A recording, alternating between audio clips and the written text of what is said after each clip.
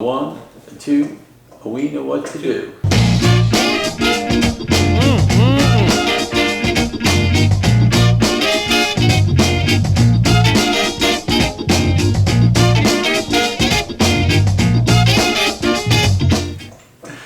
Hi, welcome back to another week with Title Talk with Title Leap. I am James Brown, founder of Title Leap and attorney at James Brown Law. And I'm David Velez, Chief Development Officer of Title Leap and Closer Extraordinaire for New Path Title. All right, we have a very big show today. We're not going to talk so much about technical stuff, but more tactical stuff. Right. And we want to talk about the inventory crunch and a big announcement at Title Leap. So, here at New Path Title, closing deals is our business, and business is booming. So when business is booming, that means realtors are busy, and hopefully realtors aren't doing the title company's work. What do I mean by that? So, realtors doing title company work. Realtors chasing the money, chasing deposits, chasing contact information. Communicating. Yeah. What's the title company up to? I don't know. Let's get a hold of the title company. Title Leap solves all that, and now the Money Move feature in Title Leap, which New Path Title has, solves that too. How does that work, David? So essentially, you as realtors, you're going to tell your buyers, hey, Mr. Buyer, you need to send the title company some money? Go to their website, click on the dollar sign. That easy. The buyer goes through the workflow, they click on the dollar sign. We get notice that the money's coming to us. We get wires that are identifiable as soon as they hit us. You get notification quicker that we have the money instead of getting what we call naked wires and naked checks, where we look a day or two to figure out who they're from. Exactly. And it takes you, the agent, out of the liability. Most important. So now imagine that your email gets spoofed and your client says, well, I got the the wiring instructions from this email that look just like your email, Mr. Realtor. Not anymore. One of our agents in an office a little bit south of us, exact same facts. Spoof the agent's email. Buyer got the email looking like it was from the agent. Here's where you send the wire. And what happened? You lost 11 grand in Nigeria. Yep. That's crazy. So it prevents that. Now that buyer is not going to be in the market for a long time. Right. Exactly. Yep. So that is now live and for you to use. We also wanted to talk about the inventory issue. There seems to be a very low inventory out there for buyers. Frustrated buyers can't find their property. What do you do? Scour Zillow? Yep. Craigslist? I don't know if there's even is a classified section in the paper anymore. There might be, yeah, but you have to go online to get it. And so what do you do when you've scoured Zillow, you've shown your client a few MLSs, and either you identify a property in Zillow or they've identified a property in Zillow? What do you do to get a commission? Well, one thing that we used to do back in the day is that we would sign some sort of buyer exclusive agreement that would essentially say, hey, Mr. Buyer, I'm going to be your realtor. I'm going to do everything I can. At the very beginning of the relationship. Yeah, exactly. You would establish it before you even took them out to see a single house. All right? Get a loan approval. Yeah.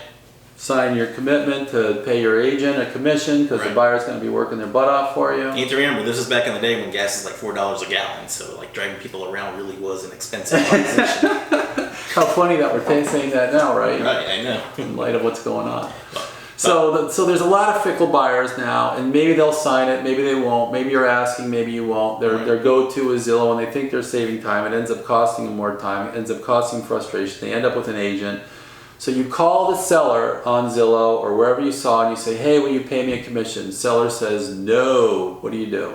Well, there are many different tactics you can try. I actually believe that one of our realtors recently shared something with us. How did it go? They're splitting the code. They're splitting the reduction in the list price with the agent. So the agent says to the buyer, hey, Mr. Buyer, I found this house for you. It's just what we're looking for. It's 300 grand.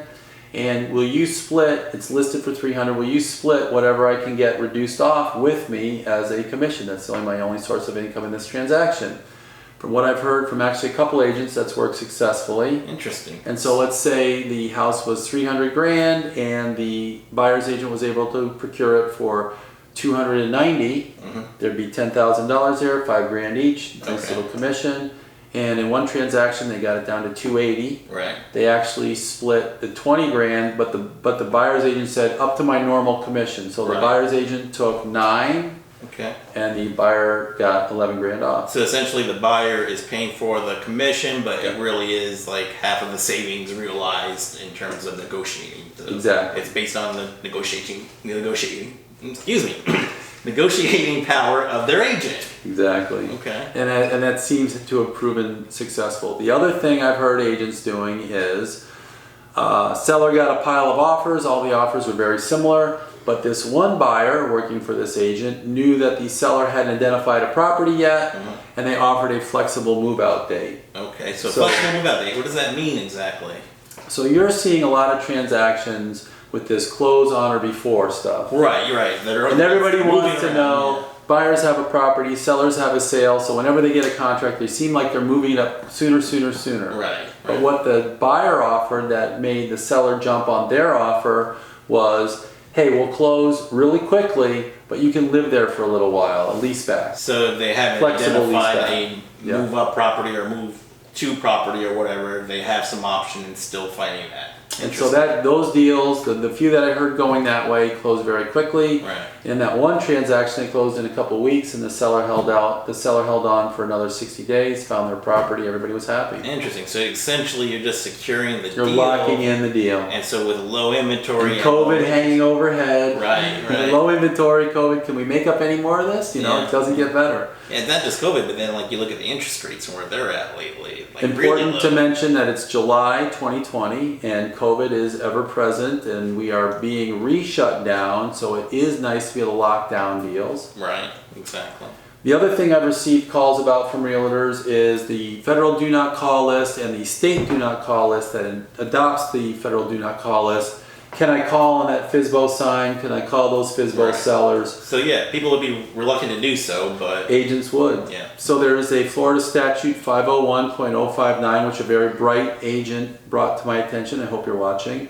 And that statute says that Florida statute 475, which licenses realtors, allows realtors to make FSBO calls. so as long as you're a licensed realtor and they have a sign out there with a phone number, you can indeed call them. And not violate. Correct. I know this has run long, but I hope it was informative and action-packed for you guys. Signing off for this week. See you next week. Have a good one.